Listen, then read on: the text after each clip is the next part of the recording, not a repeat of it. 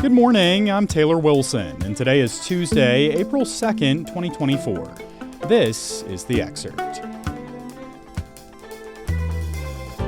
Today, the latest from Baltimore, where bridge cleanup efforts continue.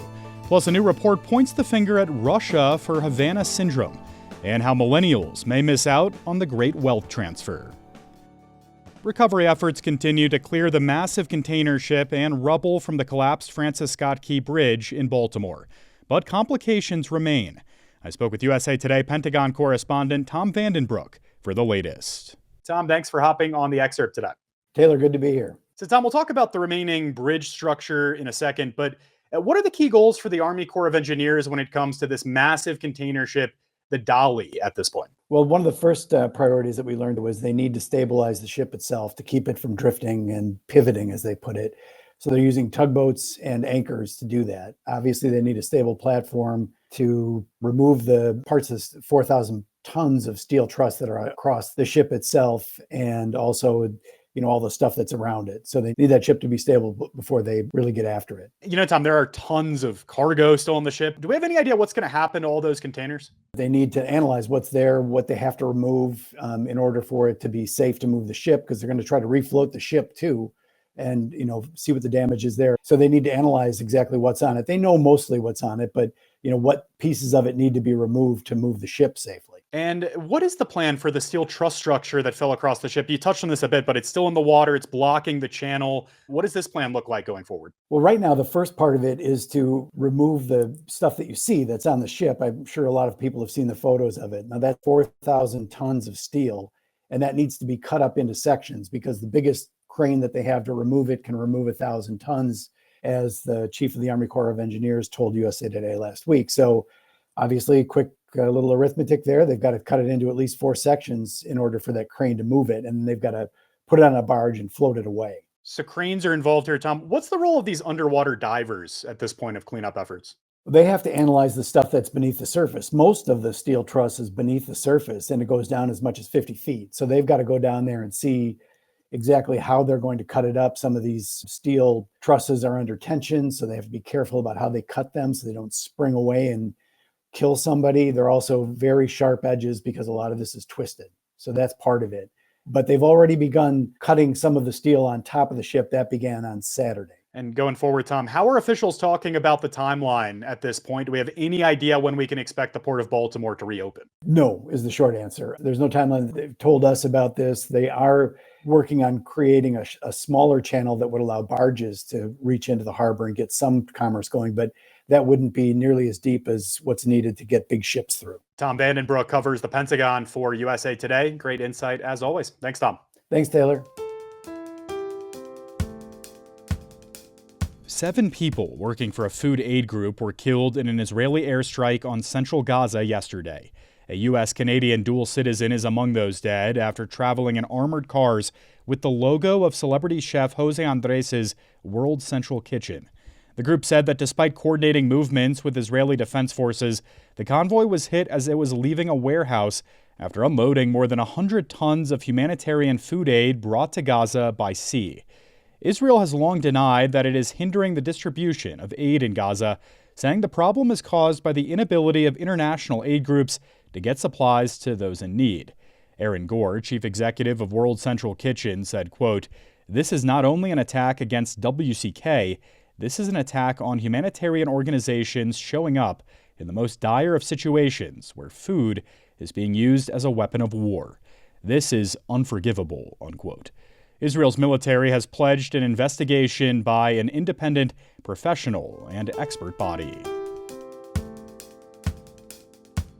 A former senior CIA officer who was forced to retire over a brain injury caused by a suspected Havana Syndrome attack has called for congressional hearings. That's after a new report linked Russia to mysterious neurological symptoms that have hit U.S. diplomats and spies for nearly a decade.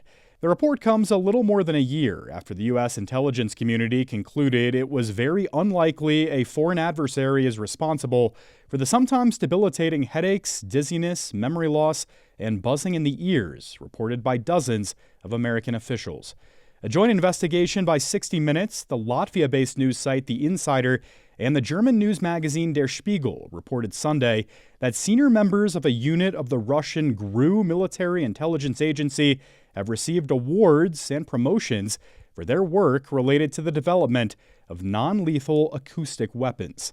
The reporting points to attacks by Russian intelligence against American diplomatic personnel and their families that victims have long alleged. The report said that U.S. intelligence officers who had served in Kyiv in 2014 appear to have been tracked and targeted in subsequent postings.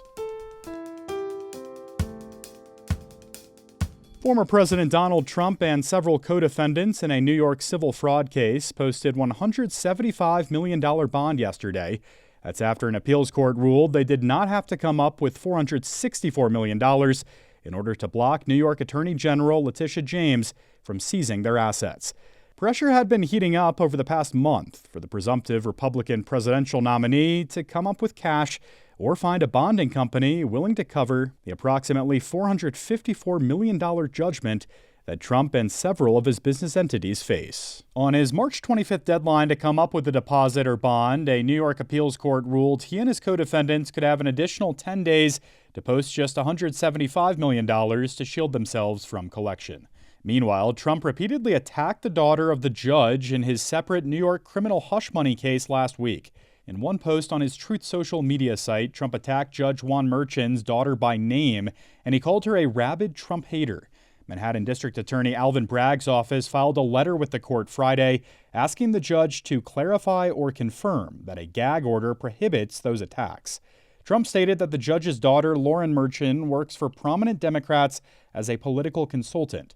The judge acknowledged in an August ruling that his daughter heads digital marketing agency Authentic Campaigns, which works with Democratic candidates and nonprofits. But the judge said that did not provide a realistic reason for his recusal. Young Americans may miss out on the so-called Great Wealth Transfer.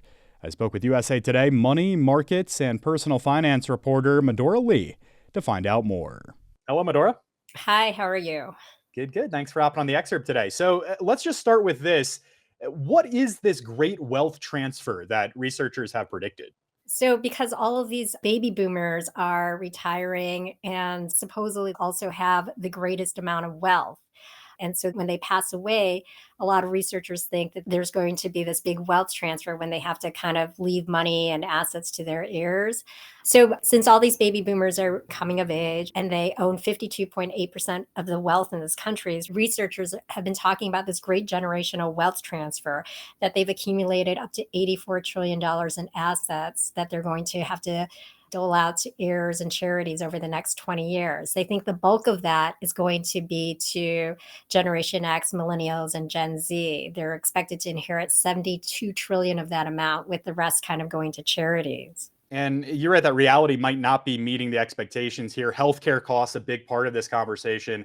Medora, can you just talk about the role of mounting healthcare costs when it comes to really softening this wealth transfer that was expected to many millennials and other younger Americans? That is true. I think that this is the part that a lot of people, when they did this research, weren't really expecting, that healthcare costs for older adults has skyrocketed, even increased over the rate of inflation. So I think KFF estimated that since 2000, medical care prices have increased by over 114%. Versus the 81% rise in overall inflation. And that also doesn't even include necessarily like long-term health care, which means, if you have to go into a senior home or an assisted living facility or something like that, that's even more expensive. So with that big increase in cost, plus people are living longer now. I just read somewhere that 3 in 10 millennials and Gen Xers and 21% of boomers expect to reach 100 years old. We're looking now at extremely expensive healthcare in these late stages of your life. So some researchers are saying now that they think that a lot of that money that was supposed to go to the next generation will maybe go into the medical system. And trying to look at the glass half full here, Medora, what can individuals do to better prepare for some of these mounting healthcare costs later in life? The idea is that if you're still in your 50s or younger and you're still pretty healthy, you might still be able to buy a long-term care insurance policy to help with the costs. But if you're older than that, it might end up being too expensive. Usually, like when you get late 50s, 60s, those policies become very expensive. Another idea is about 6 to 10 years before your retirement, you could look at buying an annuity, which can guarantee you like some monthly income for the rest of your life. But if you haven't planned that so far and you're kind of past that stage, from here, you really only have Medicare or self-pay options for your health insurance, which is where a lot of people are right now. Some people that I interviewed for my story, she was like middle class. She had a house, she had a car, she sent 2 kids to college, and she thought she would be, maybe in wheelchair, but still like retiring on, some island with some Mai Tais with her husband. But her husband had a stroke. Then he was diagnosed with prostate cancer, and all of this completely ate up their savings and more. And so now, she's like looking everywhere to save money. She's selling things on Marketplace for pennies on the dollar, like her mom's old dishes that she inherited. Her grandson moved in and pays like $100 a week and helps with his grandfather, which helps a lot. She sold her car. And so now she's worried that she may not have anything left for her children. So it's a scary thing for people like that. And the only other thing is if they get on Medicaid, but you have to be extremely low income for that and have basically no assets. And Medicaid would pay for everything. Yeah, it's a distressing story. Medora Lee covers money markets and personal finance for USA Today. Thank you, Medora. Thank you. And then there were 4. The women's Final Four is now set in March Madness. 1-seed Iowa knocked off LSU last night behind a whopping 41 points from superstar Caitlin Clark. And UConn upset 1-seed USC in the late game. They join NC State now as another school this year with both men's and women's basketball teams in the Final Four. Games will be held Friday in Cleveland before the national championship game on Sunday. Thanks for listening to The Excerpt.